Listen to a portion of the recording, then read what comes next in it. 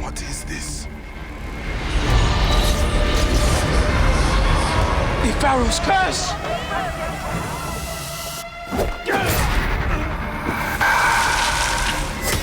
As Ra lives, you landed a blow. The second piece of the Assassin's Creed Origins DLC comes out on March the 6th, and it's called Curse of the Pharaohs. And joining me to talk all about it is Sam Loveridge. Hello. Hi, Sam. So Hi. you have played just 2 hours of this new piece of DLC, but there's a lot more coming in it, right? It's about 30 hours long? Yeah, it's going to be huge. I think it's like the main portion of the season pass is Curse of the Pharaohs. Already had the hidden ones, but this is the big beast. So what do we get for our second piece of paid-for DLC?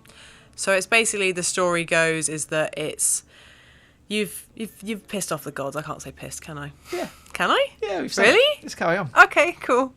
You basically somebody's pissed off the gods. They've taken all the relics from their tombs, and Curse of the Pharaohs was a thing that Egyptians actually believed. If you disturb the sarcophagi, yeah. If you just yeah. If you disturb the sarcophagi of like notable people, including the pharaohs, then you got cursed. And basically that's what's happened in Curse of the Pharaohs, in that all of these shadows of the pharaohs have started to appear in the real world. They're like sort of mythical god type beings, a bit like the Pharaohs in the main game, but they're killing people. They're killing people willy-nilly all over the place, and you've got to try and stop them. Right. Well, speaking of the world that it's set in, it's not set in any of the places that we've seen in previous DLCs or the main game. It's a whole new area, right? Yeah, it's called Valley of the Kings, and the main city is called Thebes, but you'll also be exploring the afterlife. Now that bit is the exciting bit. It is very exciting. So how exciting. does that work then? So when you try and return the relic to the tomb of the pharaoh, like Nefertiti was the one that I was exploring in the preview, and when you put it back, or try to put it back, you realise that she's not in her tomb anymore. So there's like sort of like a shimmering curtain hanging over a tiny gap in the wall, and you push through there, and suddenly you're in this sort of dark corridor with watery walkway with some of Anubis's goons at the end that you've got to fight through.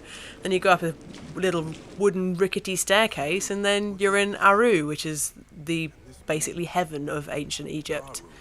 So that's where most of the DLC takes place, in like this otherworld afterlife place?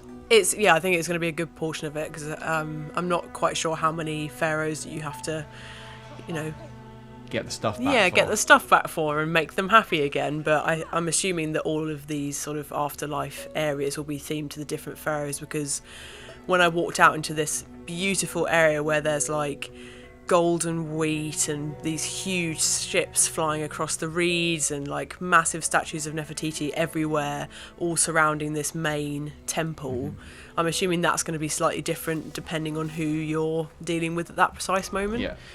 And I guess the enemies are totally different as well in the underworld. Yeah, they're basically all Anubis goons. They're all the sort of dog-head mercenaries, basically. But there's also giant scorpions. Massive scorpions. They're like truck tank-sized scorpions. And they're also just harpies. So instead of like the vultures that you get in the main games, there are just these faced birds that scream at you from the sky as they dive bomb you, which are terrifying. So I guess then you get a lot of new cool stuff to use as you go through. Like there's a new mount. Yeah, there's a new mount. It's like a afterlife exclusive mount, which is very similar to sort of the ones that you've got later in the end game if you have gone through your special loot crates that you can get in the game without having to spend real money, I might add. But yeah, it's sort of like this big black beast with gold writing all over it, and it's just like, and I think Bayek even comments on it when he like calls it, because you're expecting it to be your normal horse to rock up, and it's this sort of otherworldly beast that's worthy of the pharaohs. But you do have to have gone through the main game to get to this point, because the level cap, like, it starts pretty high level anyway to play this DLC, right? Yeah, you've got to be around level 45, which is the level cap that the hidden ones brought in. It's actually being pushed to 55 for the Curse of the Pharaohs, so you're basically going to have to start from 45 onwards. So as well as some of those new gameplay bits, there's also a thing called Shadows of the Pharaohs. Do you want to just tell us a little bit about that? Yeah, so basically these are literally shadows of the pharaohs that you're going to have to try and appease. And they're the things that are tying the living world and the afterlife together. They're coming into Thebes and the surrounding area, and you'll get a notification that says like a shadow has descended or something like that, and it'll pop up on the map, and you've only got a limited time to actually go over there and like kill it. You get to kill one right as the DLC opens, which sort of teaches you about like the fact that they're sort of very much high level boss fights that you'll have to, a bit like the Pharaohs, like I said before, but like they're on a timer.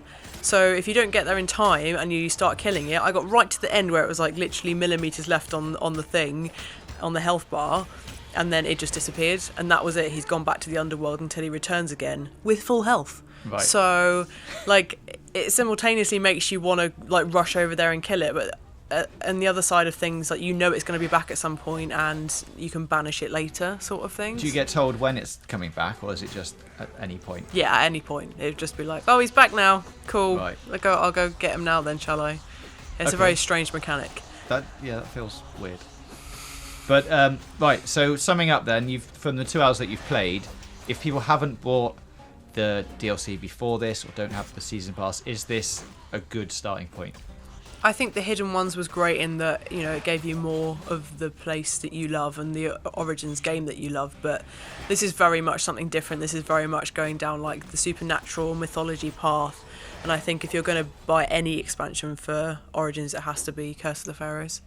Okay, well that's our Assassin's Creed Origins Curse of the Pharaohs DLC preview. Once we get more hands-on with the game, we'll bring you more details about it when we get it. But for now, let us know what you think about it in the comments below. Click the boxes on the left for more content from us, and don't forget to hit that big button in the middle to subscribe for more gaming news, reviews, previews and features right here on GamesRadar Plus.